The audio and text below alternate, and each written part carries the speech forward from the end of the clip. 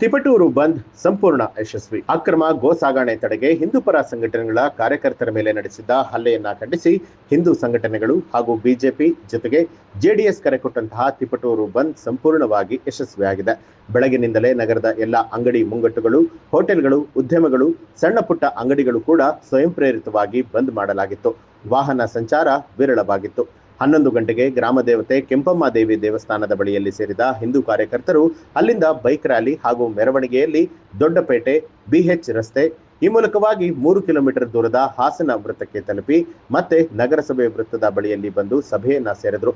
ಬಿಸಿಲನ್ನು ಕೂಡ ಲೆಕ್ಕಿಸದೆ ನಿರೀಕ್ಷೆಗೂ ಮೀರಿ 2 ರಿಂದ 3 ಸಾವಿರ ಜನ ಭಾಗವಹಿಸಿ ಬಂದ್ ಹಾಗೂ ಪ್ರತಿಭಟನೆಯನ್ನ ಯಶಸ್ವಿಗೊಳಿಸಿದ್ದಾರೆ. ಈ ವೇಳೆ ಮಾತನಾಡಿದಂತಹ ವಿಶ್ವ ಹಿಂದೂ ಪರಿಷತ್ನ ಪ್ರಾಂತ ಕಾರ್ಯದರ್ಶಿ ಸುನಿಲ್ ಕುಮಾರ್, ಇಂದು ಸಾವಿರಾರು ಜನರು ಸೇರಿ ಪ್ರತಿಭಟನೆ ಸಾಂಕೇತಿಕವಾಗಿ ನಡೆಸಿದ್ದಾರೆ. ಇದೇ ರೀತಿಯಾಗಿ ಹಿಂದೂಗಳ ಮೇಲೆ ದಬ್ಬಾಳಿಕೆ ಮುಂದುವರೆದರೆ ತಿಪಟೂರಿನಲ್ಲಿರುವಂತಹ 3 ಲಕ್ಷ ಹಿಂದೂ ಸಮಾಜ ಒಗ್ಗೂಡಿ ನಿಮ್ಮನ್ನ ಓಡಿಸುವಂತಹ ದಿನ ಕೂಡ ಹತ್ರ ಬರುತ್ತೆ ಅಂತ ಹೇಳಿ ಎಚ್ಚರಿಕೆ ಕೊಟ್ಟರು. ಇಂದು ಗೋಹತ್ಯೆ ನಿಲ್ಲಿಸೋದಕ್ಕೆ ಹೋದಂತಹ ಹಿಂದೂ ಕಾರ್ಯಕರ್ತರ ಮೇಲೆ ಜಿಹಾದಿಗಳ ಆಕ್ರಮಣ, ಹಲ್ಲೆ ನಡೆದಿದೆ. ನಾಗಮಂಗಲದಲ್ಲಿ ಶಿವಾಜಿ ಜಯಂತಿ ಪ್ರತಿಭಟನೆಯ ಮೇಲೆ ಚಪ್ಪಲಿಯನ್ನ ಎಸೆಯಲಾಗಿತ್ತು. ಅಲ್ಲಿ ಯಾವ ರೀತಿ ಹಿಂದೂಗಳು ಪ್ರತಿಕ್ರಿಯೆಯನ್ನ ಕೊಟ್ಟರು ಎಲ್ಲರಿಗೂ ಕೂಡ ಗೊತ್ತಿದೆ. ಅದೇ ರೀತಿಯಾಗಿ ತಿಪಟೂರಲ್ಲೂ ಕೂಡ ಹಿಂದೂಗಳು ನಾವಿದ್ದೇವೆ ಅನ್ನುವಂತಹ ಸ್ಪಷ್ಟ ಸಂದೇಶವನ್ನ ಕೊಟ್ಟಿದ್ದಾರೆ. ನಾವು ನಮ್ಮತನವನ್ನ ರಕ್ಷಣೆ ಮಾಡ್ತೇವೆ ಅನ್ನುವಂಥದ್ದು ಇಡೀ ಕರ್ನಾಟಕಕ್ಕೆ ತಿಪಟೂರಿನ ಹಿಂದೂಗಳು ತೋರಿಸ್ಕೊಟ್ಟಿದ್ದಾರೆ ಅಂತ ತಿಳಿಸಿದ್ರು.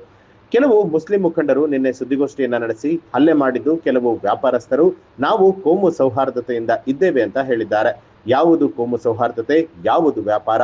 ಗೋವನ್ನ ವಧೆ ಮಾಡ್ತೀರಾ? ನಾವು ತಡೆದ್ರೆ ಅದು ವ್ಯಾಪಾರವೇ? ನಿಮ್ಮ ಹಬ್ಬಗಳಲ್ಲಿ ನಮ್ಮ ಶ್ರಮಕ್ಕೆ ಪೆಟ್ಟು ಕೊಟ್ಟು ಆನಂದವನ್ನ ಪಡ್ತೀರಾ?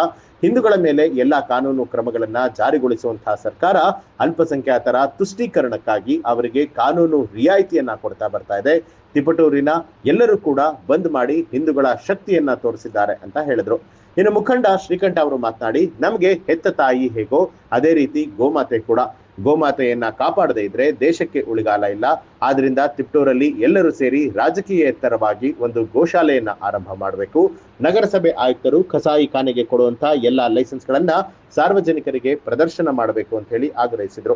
ಬಿಜೆಪಿ ಮುಖಂಡ ಲೋಕೇಶ್ವರ, ರಾಜ್ಯ ಬಿಜೆಪಿ ವಕ್ತಾರ ಎಚ್.ಎನ್. ಚಂದ್ರಶೇಖರ್ ಅವರು ಕೂಡ ಈ ಸಂದರ್ಭದಲ್ಲಿ ಹಾಜರಾಗಿದ್ರು. ವಿಶ್ವ ಹಿಂದೂ ಪರಿಷತ್ನ ಬಾಳೆಕಾಯಿ ನಟರಾಜು, ಜೆಡಿಎಸ್ ಮುಖಂಡರಾದ ಕೆ.ಟಿ. ಶಾಂತಕುಮಾರ್, ಬಿಜೆಪಿ ಮುಖಂಡರಾದ ವಿಶ್ವದೀಪು, ಮಾಜಿ ನಗರಸಭಾ ಸದಸ್ಯರಾದ ಪ್ರಸನ್ನ ಕುಮಾರ್, ರಾಮಮೋಹನ್ ಹೀಗೆ ಹಲವಾರು ಜನ ಕಾರ್ಯಕರ್ತರು ಉಪಸ್ಥಿತರಾಗಿದ್ರು.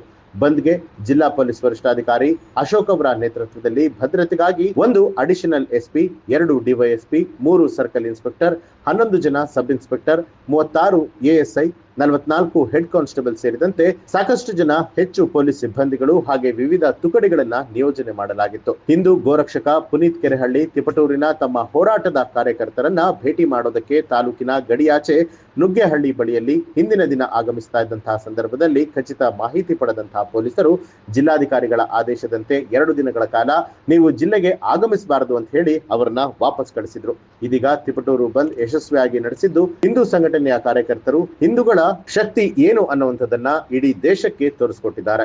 ಈ ಒಂದು ಮಾಹಿತಿಗೆ ಸಂಬಂಧಪಟ್ಟ ಹಾಗೆ ನಿಮ್ಮ ಅನಿಸಿಕೆ ಅಭಿಪ್ರಾಯವನ್ನ ಕಮೆಂಟ್ ಮಾಡಿ ತಿಳಿಸಿ. ಹಾಗೆ ನೀವು ಕೂಡ ನಮ್ಮ ಚಾನೆಲ್ ಅನ್ನ ಸಬ್ಸ್ಕ್ರೈಬ್ ಮಾಡಿಲ್ಲ ಅನ್ನುವಂಥದ್ದಾದ್ರೆ ಈಗಲೇ ಎನ್ಸಿಬಿ ಟೈಮ್ಸ್ ಮೀಡಿಯಾ ಚಾನೆಲ್ ಅನ್ನ ಸಬ್ಸ್ಕ್ರೈಬ್ ಮಾಡಿ ಬೆಲ್ ಐಕಾನ್ ಒತ್ತಿ.